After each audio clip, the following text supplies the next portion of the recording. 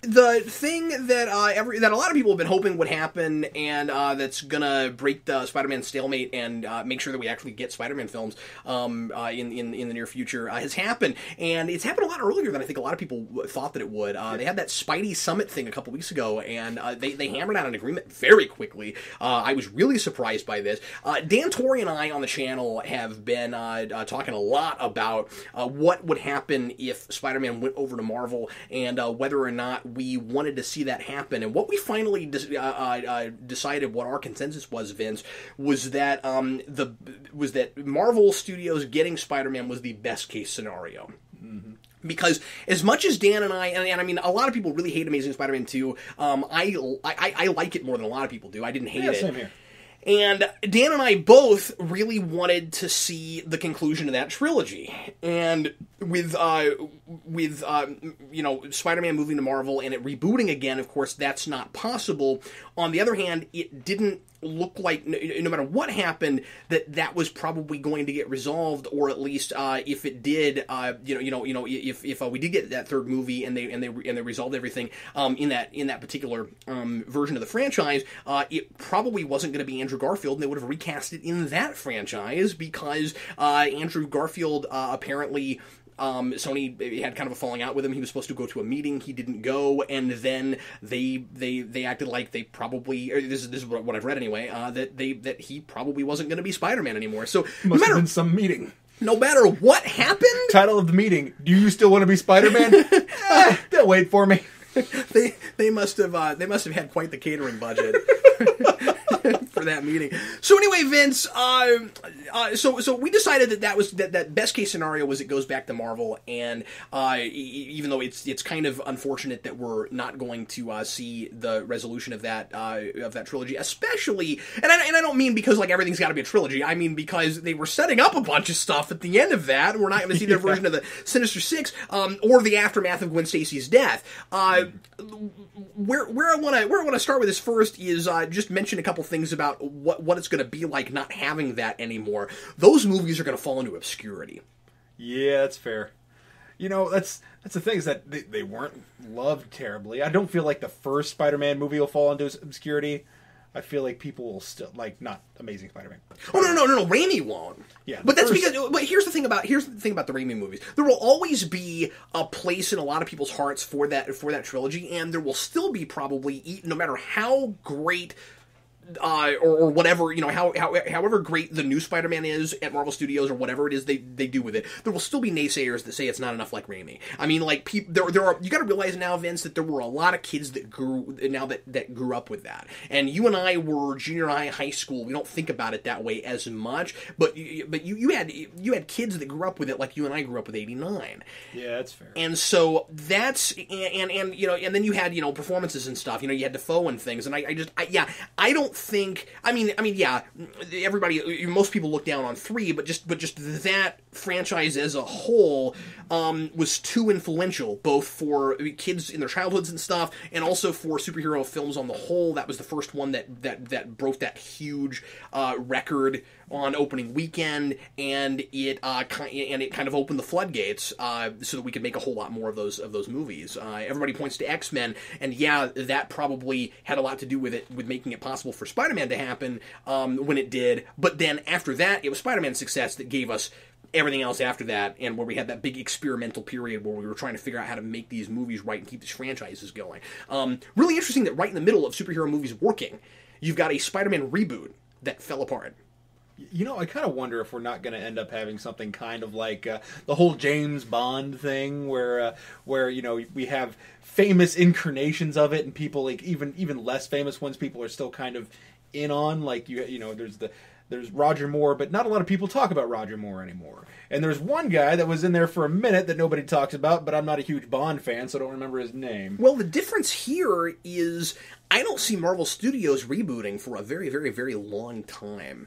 And a lot of people have talked about Tony Stark as kind of the new James Bond, where we may have to recast him every so often, but it'll be for the same continuity, because we are expanding and expanding this the shared universe so much, and now we're going to TV and Netflix and all that stuff, that I see Marvel Cinematic potentially being around for 20 years, 30 years, 40 years. It just depends on how popular it stays. And I mean, some people say, oh no, people will get sick of superheroes by then.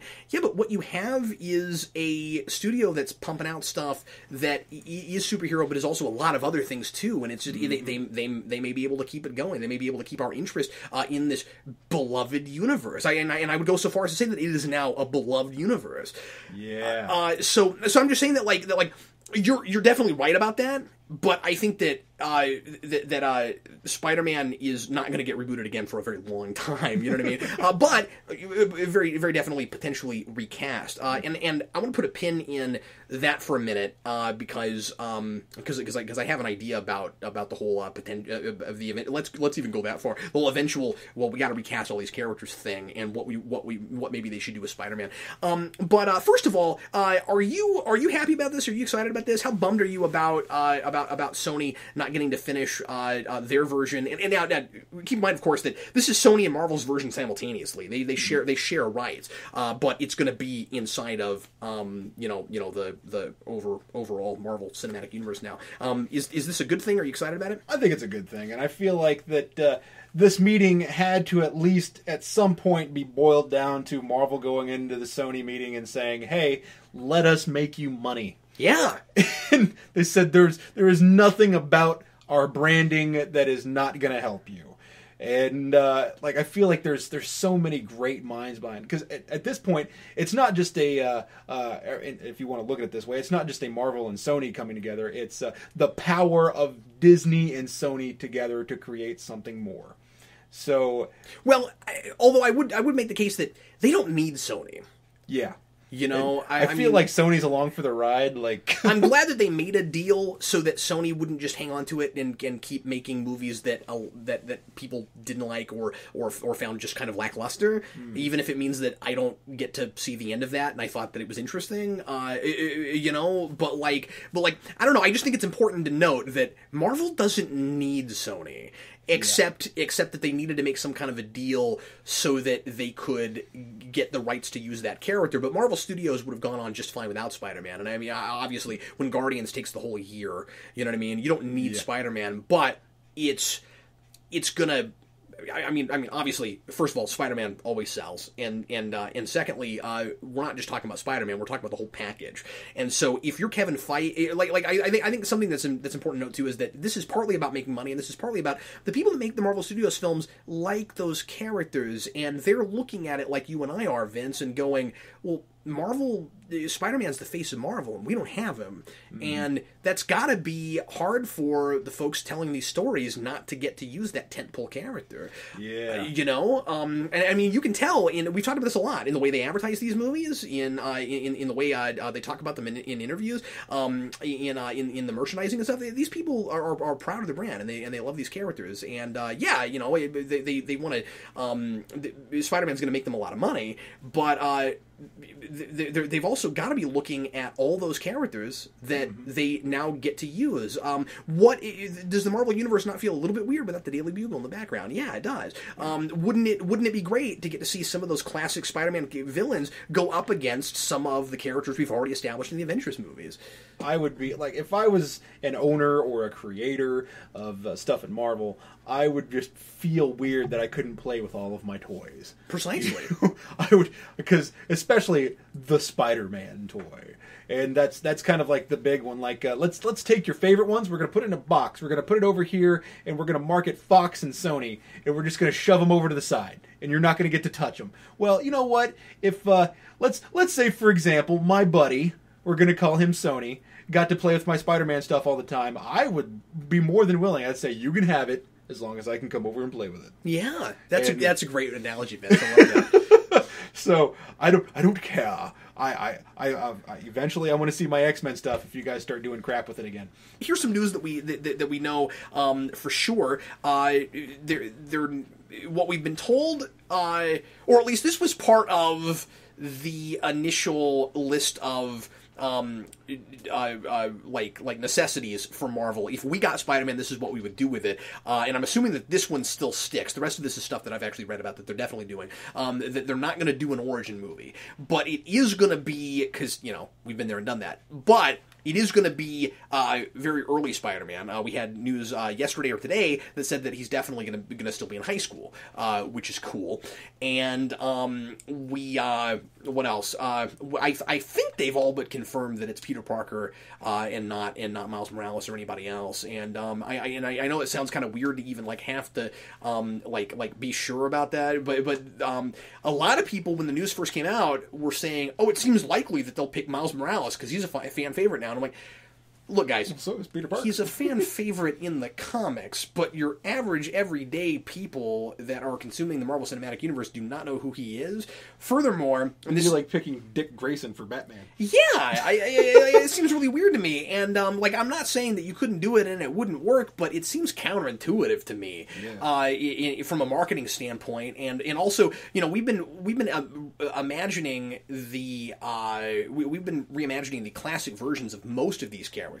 Ant-Man, they're going with a different version and not starting with Hank Pym, which I was somewhat surprised by. But Ant-Man ain't Spider-Man, Yeah. And so with the whole Miles Morales thing, I say. It's still possible that we might eventually get that character somewhere. What I would do if I were them is because they're going to keep making these movies and they're going to go on for a long time. We know they're going to recast Robert Downey at some point. I would do Death of Spider-Man. Bring in Miles Morales. Yeah, why not? Yeah, eventually, sure, why not? Yeah, if they're going to kill Cap, why not? No, I'm just saying eventually. If their Spider-Man gets too old. Yeah. But on the other hand, or maybe not even kill him, because the thing is, you could do you could just let him age. Yeah, that's true. You could just do that. The problem, of course, is that you might end up with characters that are aging and other characters that aren't because we keep recasting them. But then you have the same problem you do in the comic book. So who cares? Yeah.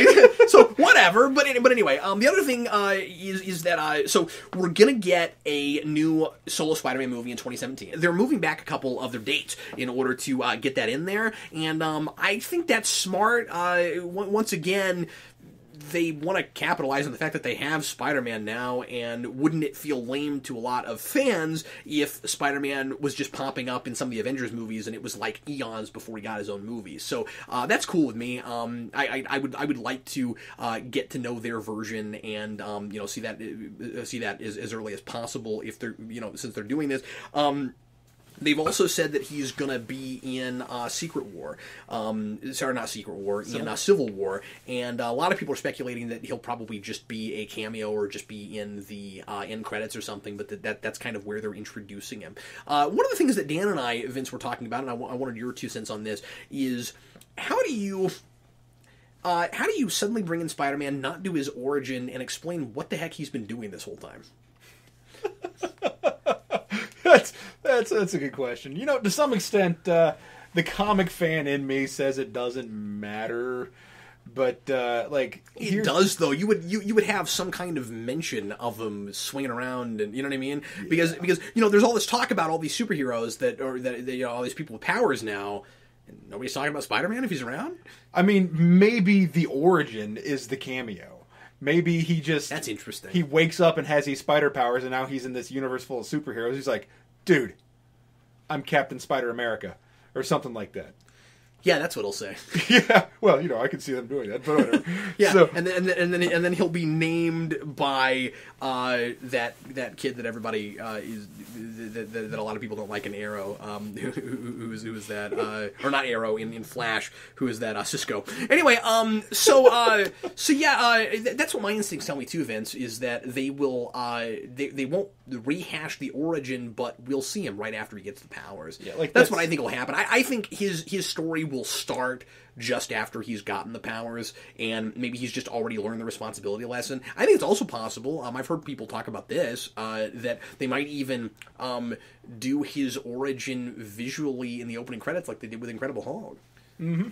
And also, we have movies where we didn't have to really hash out the origin before, like 89 Batman. You know, if you have problems with it, whatever. I mean, think about your problems being stylistic versus whether or not you believed a guy would be Batman in that movie. Yeah. So, I mean, you can make a movie starting with them, and then... Now we did flash back to it and actually see the thing happen. But you're right. This was not a 2-hour adventure of the first time he becomes Batman. Mm-hmm. So I think that there's an extremely economical way to do this, and they did it in Spectacular. Mm-hmm. I mean, that's how Spectacular opens. He's already Spider-Man, but then we talk about the origin. It's in there. But do we actually have to? Do we have to see it happen? And even if we do see it happen, either in flashbacks or just hearing about it, just knowing that it happened, does it have to be the whole movie? It doesn't always have to be the whole movie. I mean, at this point, I think everybody knows he's bitten by some kind of spider. Whatever it is, radioactive, genetically engineered, blah, blah, blah. And then we all know that he had some kind of death in his past. And, great. Like, if you want to, just have some dialogue in there. Yeah. Just make it easy and get rid of it, and let's do a different story. Yeah. And I'm not saying that there's not a story there. I'm just saying that we've told it twice. Yeah. And it's time to move on. And if you count the comics, 1,000,000 times. So I'm really glad that they're doing it that way. But yeah, ultimately, we need to move on. But I think this is wonderful news. It's happened so much earlier than I thought it would. I thought we might be at a stalemate for a while. So this is super cool, and I just think it's really great for Marvel Studios. I don't think we can overestimate the potential of having Spider-Man villains in that universe now. I think that's really exciting. One of the better Daredevil stories. Dan and I were talking about this last week when we did our spotlight on Daredevil. With that short Kevin Smith arc had like the best Mysterio story ever. Oh yeah. And now we're gonna have a Daredevil Netflix show, and Marvel's gonna have the rights to those characters. You could do that now. You see what I'm saying? And that's just one example of a lot of really interesting, cool stuff you could do. So anyway, I'm really glad that we're getting away from this whole like shared Spider-Man universe idea. I really like that that's not happening. I really think that if Sony had kept the character and gone on with their plans for Sinister Six and for Venom and all that stuff that they were talking about, and the maybe rumor, maybe not quite rumor thing about the Aunt May prequel they talked about for a while. That's awesome. Yeah. I mean, that's awful. I'm not sure. I really think if all that had happened, it would have made enough money for them or some of that would have made enough money for them maybe to keep going. Or they might have just tanked it before they even made an Amazing Spider-Man 3. But they would have done everything they could do to keep the rights to it because Spider-Man's one of their big money makers. And we would have just had really lackluster movies for a while until Marvel Studios finally... I guess my bottom line is this was inevitable. At some point, this was going to happen, or we were just going to get not great Spider-Man movies for a long time, or maybe they would have rebooted and had a much better thing. I don't know. I mean, anything is possible. What's funny though is that I'm having a hard time looking at this as a reboot. Yeah. I mean, it is a reboot. Yeah, I'm not disputing that. I'm just saying that it feels more like you had a story that didn't get finished because they didn't think that enough people were liking it, and so they went a different direction. And then meanwhile, Marvel gets Spider-Man. I guess what I'm saying is when Spider-Man shows up in that universe, it's going to be natural. I think. It's going to be like, oh yes, of course, and you have Spider-Man because you're Marvel. You know what I mean? It won't feel like a reboot. It'll be like we just hadn't gotten there yet. Which right? I think you're absolutely right with this because if you look at it, we have these very public personas in the Avengers, and that's kind of the superheroes in the universe. And now we have this guy who's hiding his face, and we have a precedent for people to hate him because he's not part of any larger thing. And I think that the traditional Spider-Man universe can fit so easily into this universe. What's really nice, too, is that it's not like Superman. Spider-Man is the tentpole character for Marvel, but he's not necessarily the first superhero, which means you can have a pre-established universe and it not feel awkward when he finally shows up because he's the one that inspired everybody else. That's not how it works with Spider-Man. He's off on his own, You can have a pre-established world. Mm-hmm. And yeah, Spider-Man was one of the first characters in Marvel, but the first book was Fantastic Four. Yeah. I think. I think you're right. Like the first of the Atomic era of Stan Lee books. When Marvel became the name of the company, not Timely, yeah, and they actually started that continuity. Because the first issue of the Amazing Spider-Man, after you got past Amazing Fantasy, was Spider-Man captured by the Fantastic Four. They did a crossover right away. Yeah, really close afterwards. You're right. I mean, that was the first issue. Heck yeah, which makes me kind of sad that Fantastic Four is not in the universe that Spider-Man's being introduced into. But I say be patient. That might be inevitable too. That'd be really nice.